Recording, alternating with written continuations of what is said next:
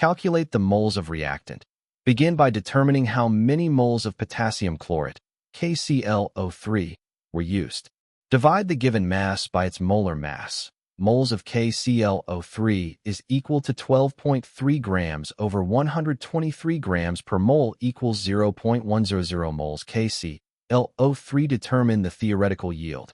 In moles, use the stoichiometric coefficients from the balanced equation. 2 KClO3 gives 2 KCl plus 3 O2. To find how many moles of oxygen gas, O2, should have been produced. The ratio of KClO3 to O2 is 2 to 3. Theoretical moles of O2 is equal to 0.100 moles KClO3 times 3 moles O2 over 2 moles KClO3 equals 0.150 moles O2. Calculate the actual yield. In moles, convert the actual mass of O2 produced into moles using its molar mass. Actual moles of O2 is equal to 3.2 grams over 32 grams per mole equals 0.10 moles O2. Calculate the percentage yield.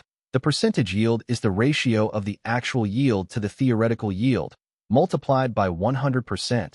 Percentage yield equals actual moles over theoretical moles times 100% equals 0.10 moles over 0.15 moles times 100%. Percentage yield equals 2 over 3 times 100%, approximately 67%.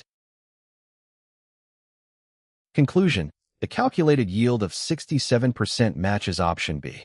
The correct answer is option B, 67%.